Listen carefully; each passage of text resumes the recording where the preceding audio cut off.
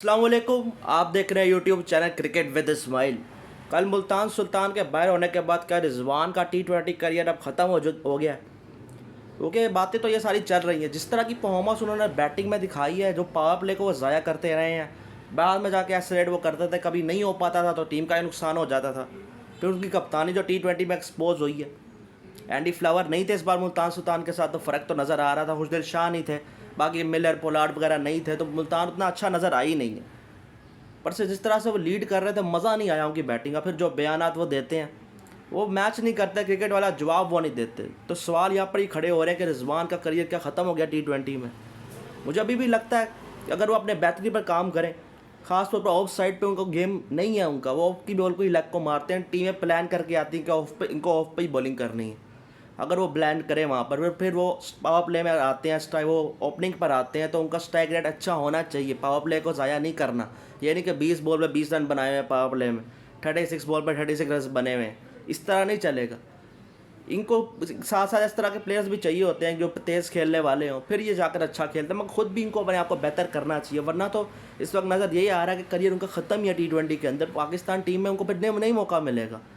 काफ़ी ज़्यादा कैंडिडेट्स नज़र आ रहे हैं जो कि ओपनिंग पोजीशन पे खेल सकते हैं, जो कि क्रिकेट कीपर भी हैं, और सारे प्लेयर्स भी हैं। मोहम्मद आरिफ नंबर 4 पर खेल रहे हैं। देख ले, साइम अयूब फ़खर जमान का ये भी नाम है कि वही ओपनिंग करेंगे। मगर मोहम्मद रिजवान ने बहुत ही नेगेटिव क्रिकेट खेली है। जिस मैच में एंड तक नॉट आउट भी रहे, वहाँ भी 40 बॉल्स पे 40 रन उनके हैं। तो इससे अच्छा था वो तरह तेज़ खेल लेते, उस मैच में 40 बॉल पे 60 रन हो जाते। वो टॉप रन स्कोरर होंगे टीम के, पर उनकी टीम नीचे लगी हुई है। ये पाकिस्तान टीम के अंदर भी होता है, वो टॉप रन स्कोरर्स में होते हैं, पाकिस्तान टीम नीचे लगी होती है। उनकी बैटिंग ऐसी है, दूसरों पे प्रेशर पड़ जाता है।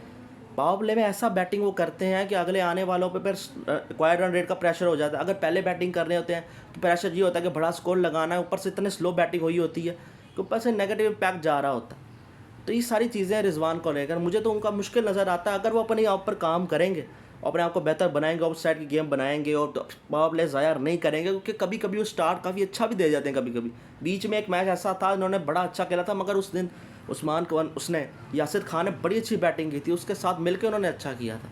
ये उनको ये डिपेंड नहीं होना चाहिए कि दूसरा अच्छा कर रहा है या नहीं कर रहा, उनको खुद भी अच्छा करना है। वो पावर प्ले के अंदर आ रहे हैं एज आ ओपनर, तो इस तरह लिहाज से तो उनका तो अभी चाह नज़र नहीं आ रहा है। तो मुझे नहीं लगता बांग्लादेश वाली सीरीज़ में वो होंगे। बाकी माइक हैसन की तरफ बातें चल रही हैं, अगर उनके प्लान में कोई ऐसा कुछ हुआ तो हो सकता है वो डाल दे, पर मुझे नज़र नहीं आ रहा रिजवान का होना। दूसरी तरफ बाबर आजम की बात करें, उन्होंने अपने बारे में बात की है। मेरे से ज़्यादा किसी ने पोजीशंस चेंज नहीं की है टीम के अंदर। जब भी कोई नया प्लेयर आता है, मैं एडजस्ट करता हूँ अपने आप को, जो कि सही बात है। सेक्रीफाइस करने के मामले में ये रिजवान से आगे हैं। रिजवान तो अपनी पोजीशन नहीं छोड़ते। बाबर आजम ने फिर भी अपनी पोजीशन छोड़ी है, चाहे टेस्ट में भी आप देख लें, कामरान गुलाम के लिए भी अपनी पोजीशन सेक्रीफाइस किया। अभी चैंपियंस ट्रॉफी में भी वो ओपनिंग पर आए हैं, तो वो तो फिर भी कहीं करते हुए नज़र आ रहे हैं। हाँ, एज अ कैप्टन उन्होंने नहीं किया, एज अ प्लेयर वो ज़रूर कर रहे हैं चीज़ें। जब वो कैप्टन थे तो वो चीज़ें नहीं करते थे, मतलब जब से कैप्टनसी से हटे हैं वो सारी चीज़ें करते हुए नज़र आ रहे होते हैं। स्ट्राइक रेट पर जो क्रिटिसिज्म होता है, उस पर उन्होंने कहा है कि मैं सिचुएशन के मुताबिक ही खेल रहा होता हूँ, मुझे पता है स्ट्राइक रेट की डिमांड है।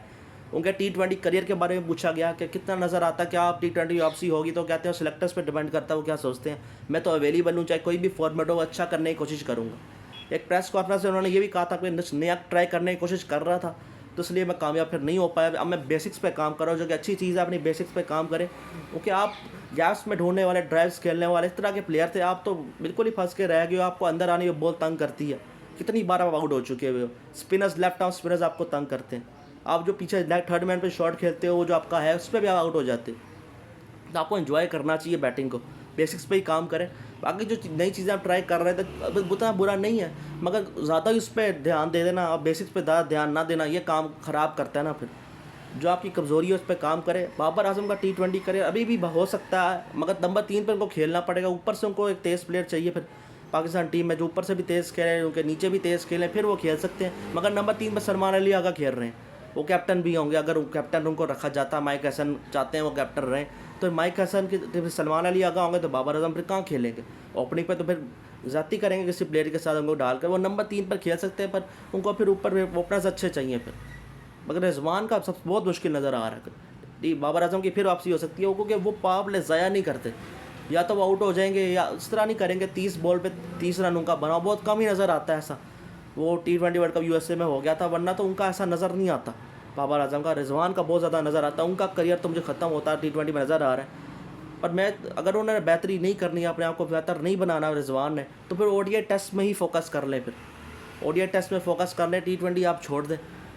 अली तरीन को भी सोचना चाहिए, रिजवान से आगे बढ़ने की ज़रूरत है उनको, क्योंकि उनकी बातें बिल्कुल ठीक थी जो PSL को उन्होंने बातें की हैं, पर उनकी अपनी टीम पे भी उनको ध्यान देना चाहिए।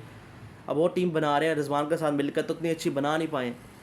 आपके पास बास बॉलर्स भी उतने इस लेवल के, पिछली बार तो दानी वगैरह, वो शानुल्ला वगैरह, वो बड़ा अच्छा कर दिया करते थे इनके लिए। वो कैरी वो कोच होता था एंडी फ्लावर, वो उनके लिए बहुत बेहतर रहा था। जब से वो गए हैं तो इनका हाल ख़राब है। तो ये सारी चीज़ें देखनी पड़ेगी। वैसे तो मैं चाहता ही हूँ कि बाबर रिजवान दोनों T20 में ना हो, ओडीआई टेस्ट में फोकस करें, यहाँ पर नए पे ट्राई करें। मगर अगर किसी का चांस T20 में फिर भी इन दोनों में से तो बाबर आजम का नज़र आता है, मगर फिर सलमान अली आगा नहीं फिर खेल पाएंगे, ये इस चीज़ में आ सकता है नज़र। फिर कैप्टन फिर कौन होगा हमें नहीं पता। सिदाब खान का भी नाम है, वो अब देखो वो नंबर 4 पर ही खेलते हैं। उस दिन उन्होंने नज़म खान को भेज दिया, खुद भी नहीं आए। हैदर अली को फिर नीचे भेज रहे हैं। तो ये सारी चीज़ें कप्तान कर रहे हैं। वो हसन नवाज़ को वो ऊपर नहीं उसको नहीं भेज रहे। साउथ शकील जो है कोटा ग्लैडिएटर्स में, वो उसको नीचे भेज रहे हैं, ओपनिंग करता है पाकिस्तान टीम के लिए, वो एक गलत काम वहाँ पर हो रहा है। तो ये सारी चीज़ें चल रही है PSL के अंदर। आज पेशावर के लिए डू और डाई मैच है इस्लामाबाद के अगेंस्ट।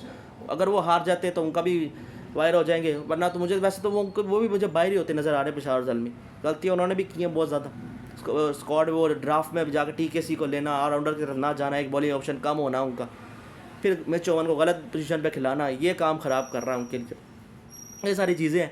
रिजवान ने अगर बेहतरी अपनी करनी है, ऑफ साइड भी बेहतरी करें, अपने आप को बेहतर बनाएं, वरना उनका T20 करियर ख़त्म है और उनको नहीं खेलना चाहिए T20। ओडीआई टेस्ट पर ही फोकस करें, क्योंकि वहाँ पे उनसे फिर कोई और नज़र नहीं आता ना। उनको ड्रॉप ओडीआई टेस्ट से भी ड्रॉप करेंगे, फिर किसको खिलाएंगे। इस तरह बाबर आजम भी T20 में सलमान अली आगा की जगह ही खेल सकते हैं, वरना उनको भी T20 अब जगह नहीं मिल पाएगी। बांग्लादेश सीरीज़ में वो नहीं होंगे। ओडीआई टेस्ट में फोकस करें वहाँ, और वहाँ के नंबर भी ओडीआई में उनके अच्छे हैं, मगर टूर्नामेंट्स में वो नहीं करते। उनको करना चाहिए। अब आगे टूर्नामेंट्स और आएंगे तो उनको अपना नाम बनाना है। कोई सच में जो फ़ैन क्लब क्लेम करता है उनके बारे में, वो चीज़ हासिल करनी है तो करना पड़ेगा।